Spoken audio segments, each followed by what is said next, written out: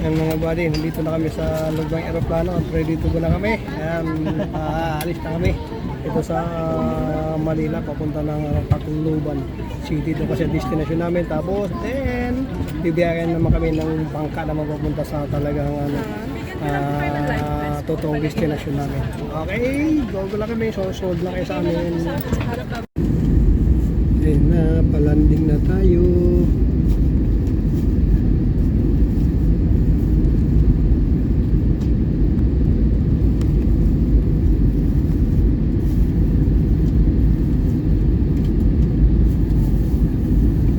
Kasi ng salamig ng plastic ng eroplano, daming gas-gas.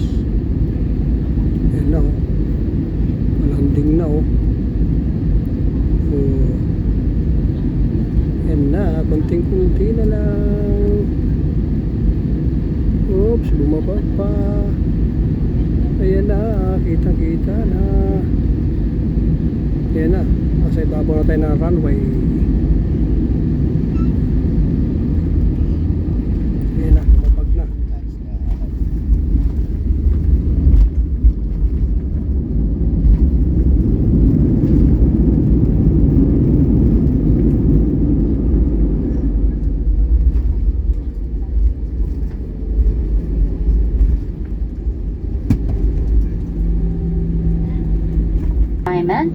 And the seatbelt sign is off and the door has been opened for you to the plane. Thank you for your cooperation. Sa mga minamahal naming panauhin para sa inyong kaligtasan, magyaring nakaupo hanggang ang babala ng seatbelt ay hindi na nakailaw at ang pintuan po ay nabuksan na para sa inyong maayos na pagbaba. Sa mga pasahero may dalang sanggol at nabigyan ng infant life vest,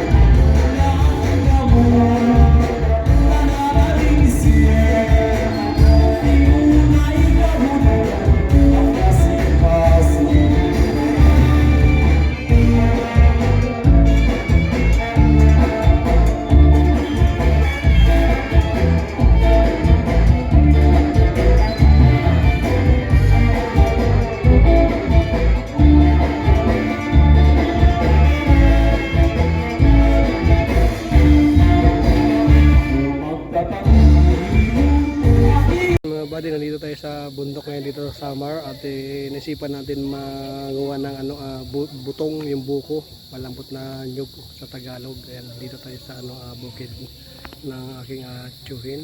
Ayan, si Tio Gaspar. At dito rin pala nagtayo ng sabungan sila dito sa bunga nila.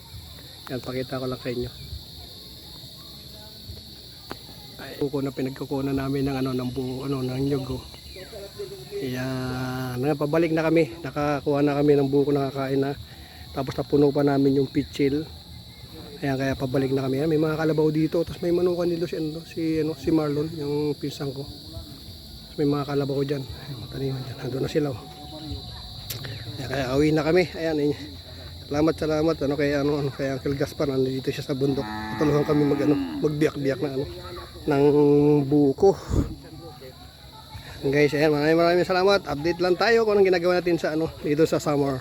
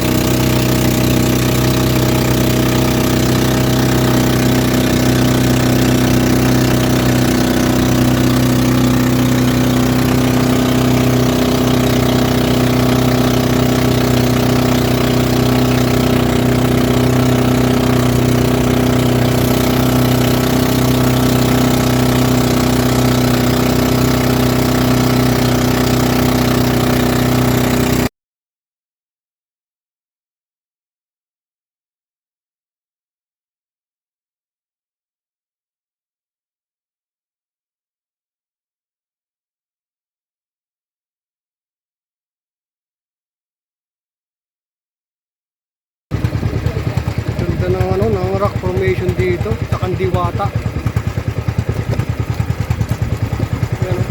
Yan, lang pala to, picture taking. Marami pupunta rito para magpa-picture, para matakluban, katbalugan. Tapos may ilang cottage dito para maligo. Hindi naman siya mabuhangin, pero yung pinaka pa-picture taking, yun ang maganda rito. Kasi nga doon sa rock formation, para kang nasa Palawan, nasa may Coron.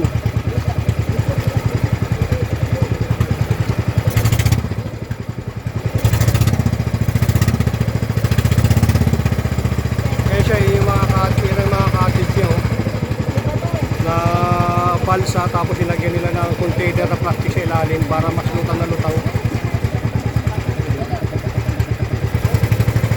Pero makikita mo naman sa kanya, ilan lang yung kanyang cottage, kaya ibig sabihin hindi ganun ka-busy. Hindi pa ganun kasi hindi maliit na naman tong area, hindi mo pwedeng masyadong maging crowded.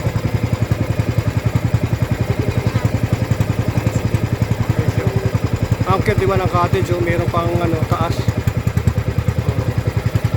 Ayan, may mamalilit dito. Inabot.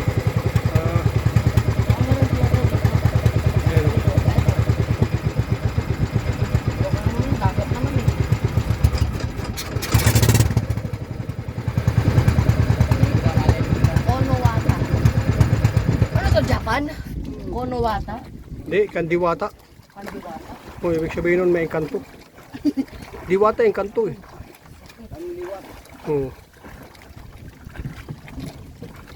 Ayan, binabantayan na engkanto yan.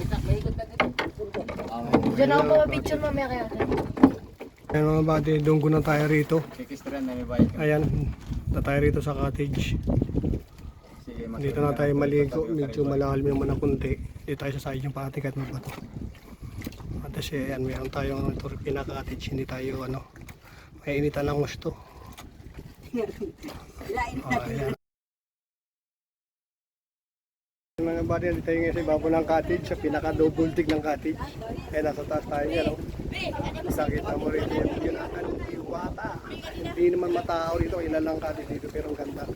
Nasa kabilang side niya, mayroon ng mga kabahayan dyan kasi malapit lang naman. Ang pinupuntahan daw sa lugar nito ay yung pinaka-rock formation kasi para siyang kurun. Rock formation niya yung mga matutulis na ito. Kaya kung mapapansin niyo ito yung rock formation niya sa may bandang harapan. Ayan o. Ayan siya o. Oh. Tapos pwede ka rin dyan. Amano ng ng kayak. Pwede sumakay ng kayak.